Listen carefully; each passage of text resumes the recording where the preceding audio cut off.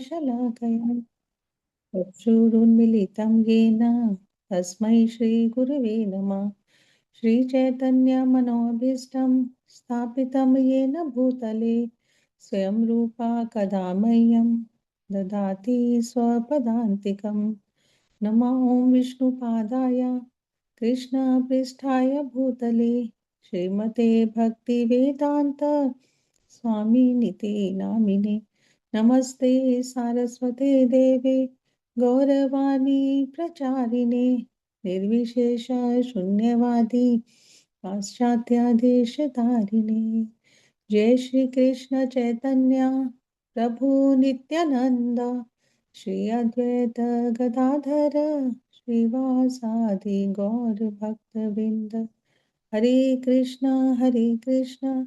कृष्ण कृष्ण हरे हरे, हरे राम राम राम हरे हरे। हरे कृष्णा माता जी, प्रभु जी, सभी को सादर प्रणाम। तो लास्ट जपा टॉक में हमने शरणागति के 3 लक्षणों के बारे में चर्चा की थी। बाकी के 3 लक्षण आज हम चर्चा करेंगे। शुरू करने से पहले मैं आप सबसे निवेदन करती हूँ कि मेरे लिए प्रार्थना करें कि आचार्य और प्रभुपाद जी की वाणी को मैं सही रूप से प्रस्तुत कर पाऊँ। तो श्लोका था, अनुकूलस्य संकल्पा प्रतिकूलस्य वर्जनम् रक्षतीति विश्वासो गोप्तृत्वे वरनं तथा आत्मनिक्षेप कार्पण्ये षट्विधा शरणागति। तो क्या था? पहला, अनुकूलस्य संकल्पा, यानी कि जो हमारी भक्ति के अनुकूल है उसे हमें दृढ़ता से फॉलो करना ही करना है। फिर दूसरा, प्रतिकूलस्य वर्जनम, जो हमारी भक्ति के प्रतिकूल है उसको हमने त्याग देना है। तीसरा, रक्षतीति विश्वासो, यानी कि हमें विश्वास होना चाहिए कि भगवान कृष्ण ही हमारी रक्षा करेंगे। अब चौथा लक्षण है आज जो हम चर्चा करेंगे, वो है गोप्तृत्वे वर्णम।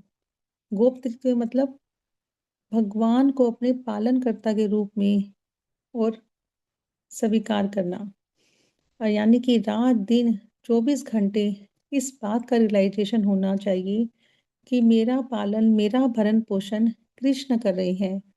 जब तक भगवान हमारी हेल्प ना करें तब तक हमारा भरण पोषण नहीं हो सकता।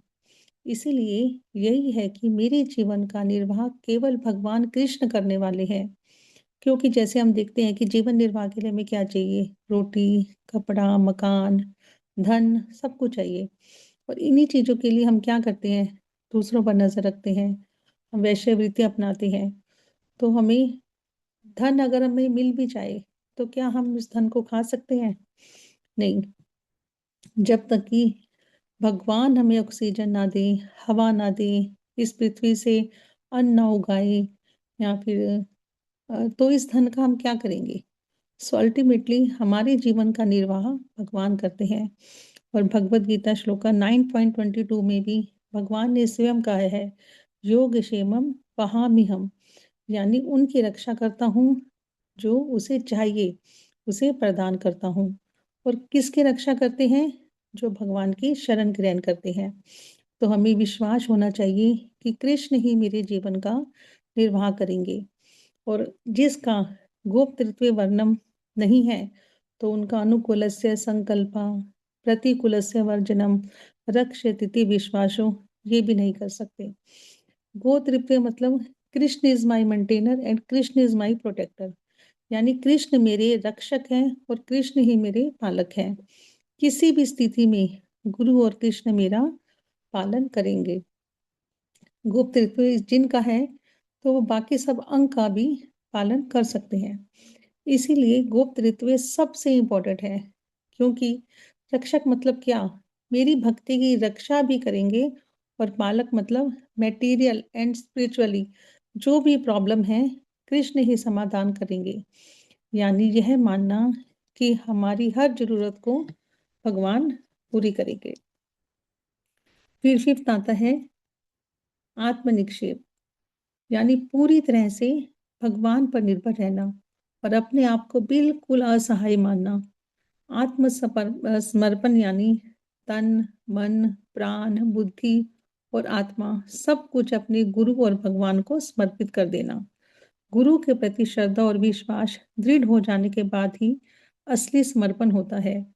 आत्मनिवेदन का मतलब है सब कुछ कृष्ण के चरणों में अर्पित कर दे, भगवान को सौंप दे, उनको प्रदान कर देना। जैसे आत्म का मतलब क्या है? अपना, और निवेदन मतलब अर्पण कर देना। ऐसे ही शास्त्रों में कई एग्जाम्पल आते हैं आत्मनिवेदन के। लेकिन जो आत्मनिवेदन के जो हेड कौन है? बलि महाराज जी। क्योंकि बलि महाराज जी से हम सीखते हैं कि कैसे हम आत्मसमर्पण कर सकते हैं। जैसे जब बलि महाराज जी के पास वामन भगवान आए, तो बलि महाराज जी ने कहा जो चाहिए मांग लो। तो वामन देव जी ने कहा कि मुझे 3 पग भूमि चाहिए। तो बलि महाराज ने कहा कि ज़्यादा मांगो। तो भगवान ने कहा नहीं, मुझे 3 पग ही चाहिए। तो आप सब जानते हैं भगवान ने 2 पग में ही पूरे ब्रह्मांड को नाप लिया। तो तो भगवान ने कहा कि बलि महाराज जी ने कहा आप चिंता मत करो, तीसरा पग मेरे मस्तक पर रख दो। इस प्रकार बलि महाराज ने अपने पास जो था वो तो सब कुछ दे दिया, लेकिन बलि महाराज जी ने अपने आप को भी भगवान को समर्पित कर दिया।